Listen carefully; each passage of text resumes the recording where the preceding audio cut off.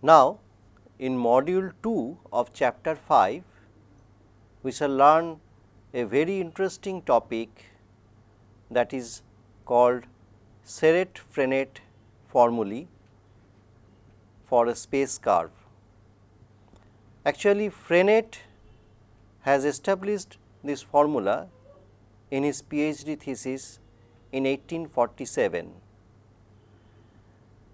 Afterwards, Serret in different way has established this formula in 1851, but Frenet's formula also published in 1851.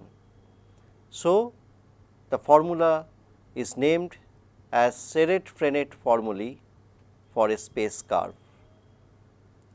So, in this module we will learn about these formulas. So, in module 2 we start with Serret-Frenet formulae.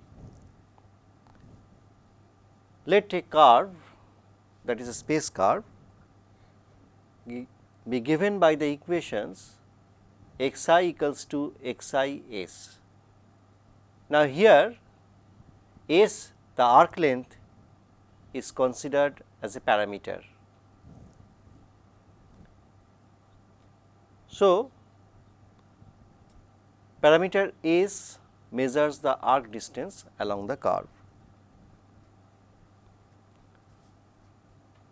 Now, we know that ds square equal to g I j dxi dxj from the fundamental metric. So, we can get g I j dxi ds dxj ds equals to 1. Therefore, dxi ds is a unit vector by the definition of unit vector, which was defined earlier in our chapter 3, that g I j a I a j equals to 1 implies that a I are the components of unit vector. So, here we are getting g I j dxi ds dxj ds equals to 1. Therefore, dxi ds is a unit vector.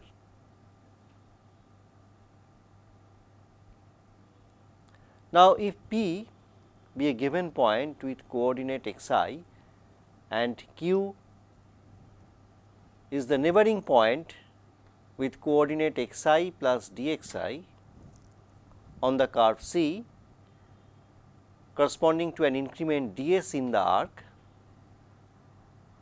then the vector p q, where limit q tends to p dA by ds, is called the tangent vector, and which can be denoted by lambda I, where lambda I equals to dxi ds, that is the unit tangent vector to C. Hence, we can write g I j lambda I lambda j equals to 1.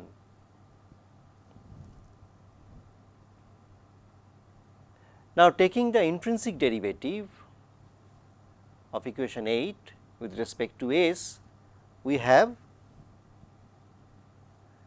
g I j lambda I del lambda j del s equal to 0. Actually, if we take the intrinsic derivative of equation number 8 and using the dummy index, that means we are changing the dummy index from I to j and j to I, we shall get twice of g I j lambda I del lambda j del s equal to 0, and which implies g I j lambda I del lambda j del s equal to 0.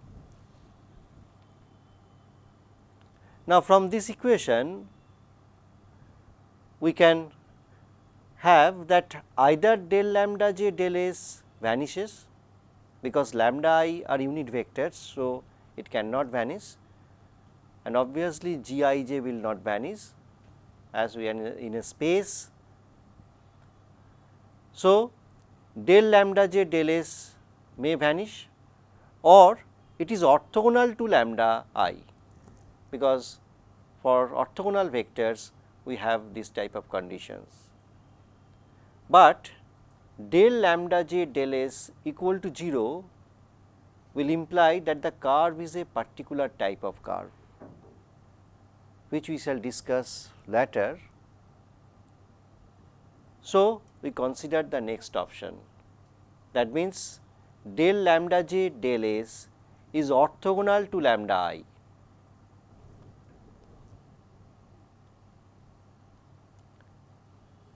Now, a vector which is orthogonal to the unit tangent vector at some point of a curve is called a principal normal vector of that curve at that point, and we denote this unit normal vector by mu j.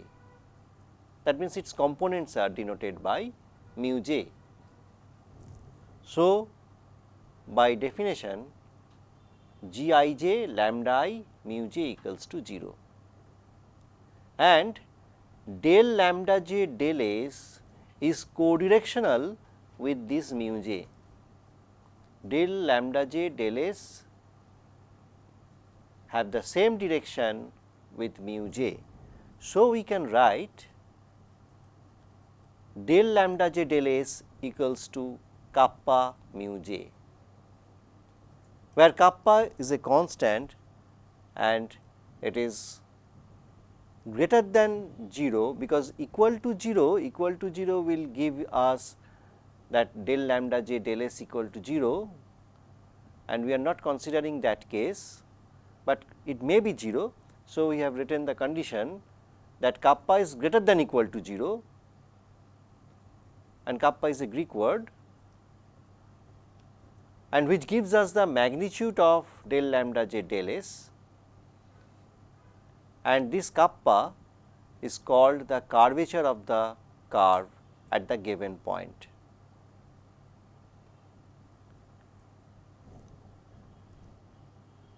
Actually, this curvature is measured on the plane of lambda I and mu I.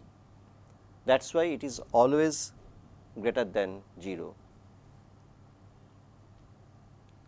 Now, since mu j is a unit vector,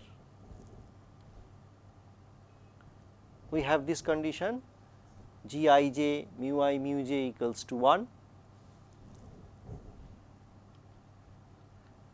Now, taking the intrinsic derivative with respect to s to the above equation, we get in a similar manner g I j mu I del mu j del s equals to 0.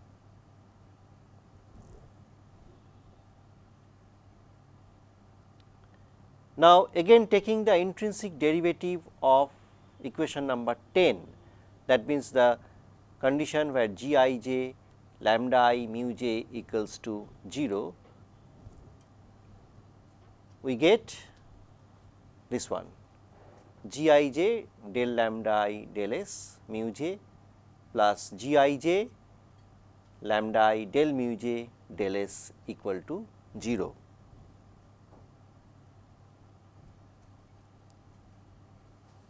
Now, using 11 in the above relations, we get kappa g I j mu I mu j plus g I j lambda I del mu j del s equal to 0. That means, we are replacing the value of del lambda I del s as kappa mu I. Now, g I j mu I mu j equals to 1. So, g I j lambda I del mu j del s equals to minus kappa, or we can write in this form also g I j lambda I del mu j del s plus kappa g I j lambda I lambda j equals to 0, since g I j lambda I lambda j is also equal to 1.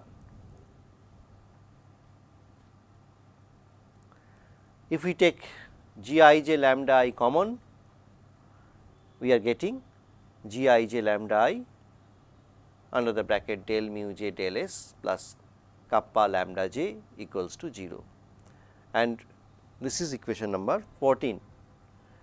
From here we can see that del mu j del s plus kappa lambda j is an orthogonal vector to lambda I.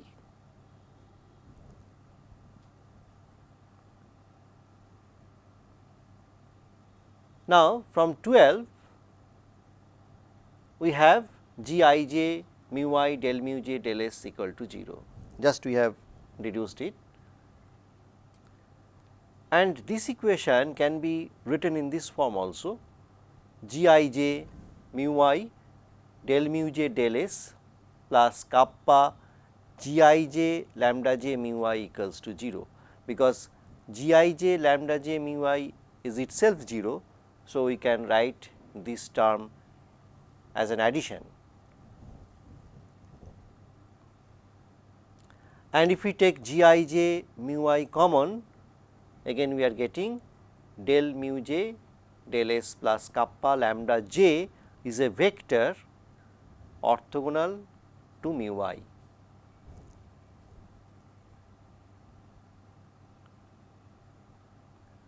So, what we have observed that del mu j del s plus kappa lambda j is orthogonal to lambda I and also mu I.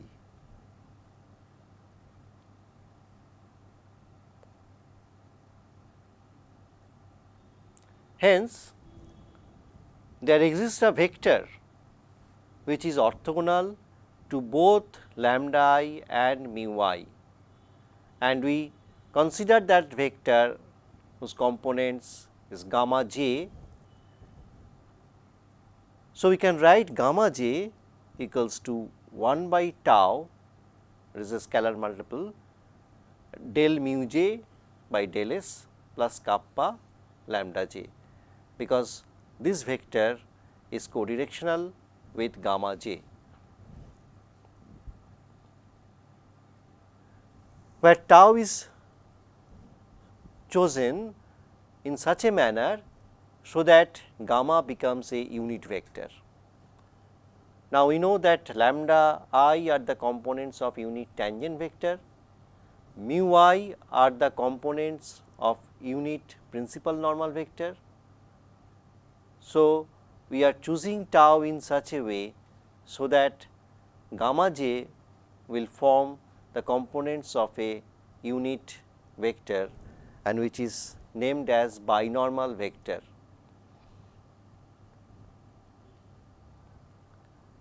The sign of tau is not always positive, but we choose the sign of tau in such a way so that lambda, mu, gamma form a right handed system, and it is also called a moving triad. It moves along the curve. So, it is a moving triad, and this right handed system can be expressed in tensor form by the equation epsilon I j k lambda I mu j gamma k equals to 1, where this epsilon I j k and epsilon upper I j k are the permutation tensors defined in the following way. It is defined in the equation 18 that epsilon I j k equals to root over g e I j k, that is E system, and epsilon upper I j k equals to 1 by root g E upper I j k, and they are considered as a tensor of type 03 and 30 respectively.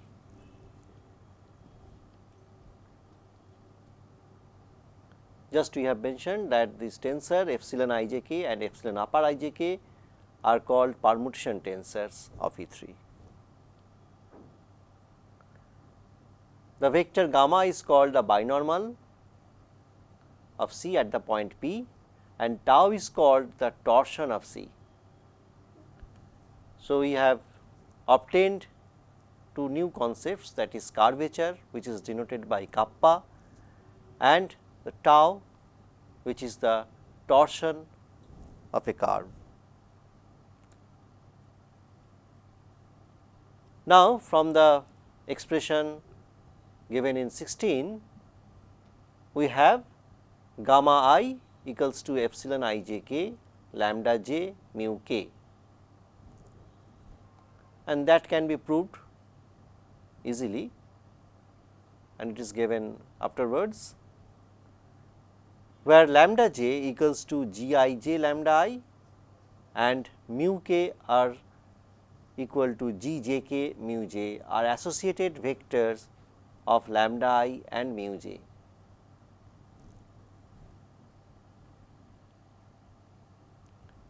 Now, if we differentiate intrinsically with respect to S, we get this expression del gamma I del S equals to epsilon I j k del lambda j del S mu k plus epsilon I j k lambda j del mu k del S.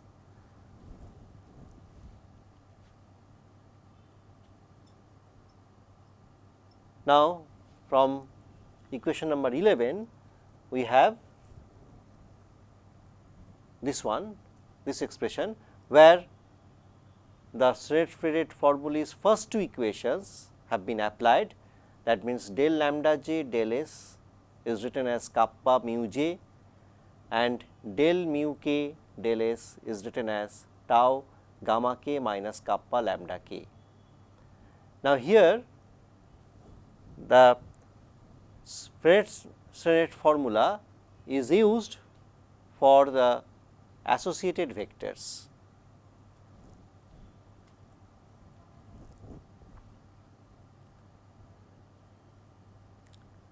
So, just simplifying this one, we are getting this expression,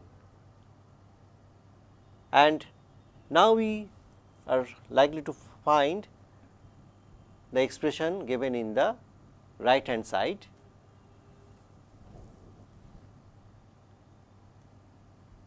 We have epsilon I j k lambda j gamma k equals to minus mu I. So, this expression comes to del gamma I del S equals to minus tau mu I. Thus, we are getting three equations. One is del lambda I del S equals to kappa mu I, another one is del mu I del S equals to minus kappa lambda I plus tau gamma I, and another one is del gamma I del S equals to minus tau mu I.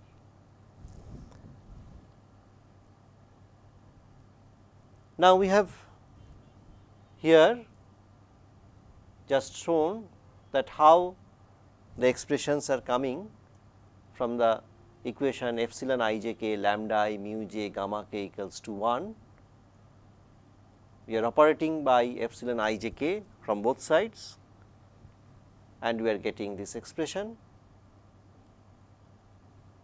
and if we just contract, we are getting this equation. Now, taking inner product with lambda I from both sides, we are getting this form lambda I and upper lambda I mu j gamma k equals to epsilon I j k lambda I.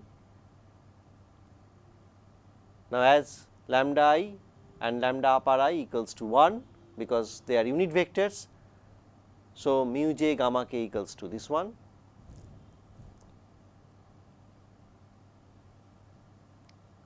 And similarly, again taking product with mu j, we are getting mu j upper mu j gamma k equals to epsilon I j k lambda I mu j. So, gamma k is equal to epsilon I j k lambda I mu j. And similarly, we can get the expression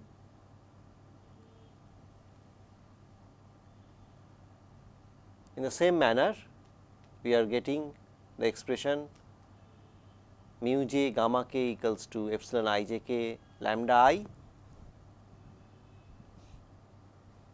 and that is lambda j mu j gamma k equals to epsilon I j k lambda I lambda j, and this is equal to 0, because in the left hand side as lambda j and mu j is multiplied. So, this is equal to 0. So, therefore, epsilon I j k lambda I lambda j equals to 0.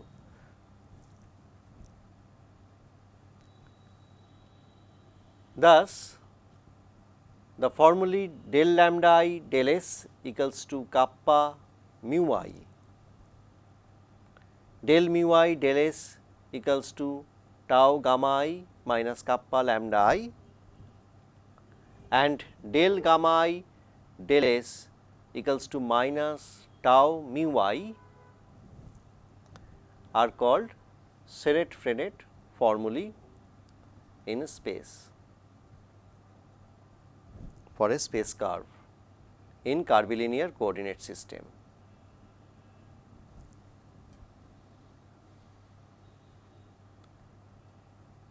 Now, these formulas, just I have mentioned earlier that these formulas were formed independently by J. F. Frenet in 1847, but published in 1851, and Seret also published in separate way in 1851. So, its name is given as Seret-Frenet formulae.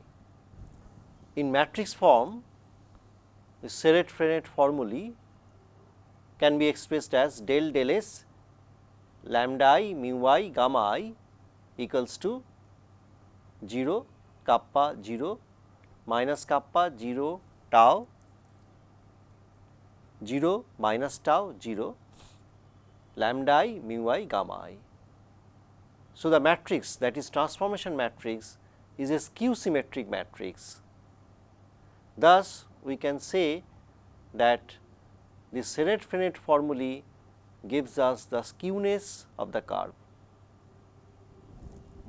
We can see from the figure here that a curve is given in a space, and the unit tangent vector is given in this direction lambda I, and mu I is the principal normal direction, and gamma I is the unit binormal vector, and they are framing a orthogonal system which is a moving triad,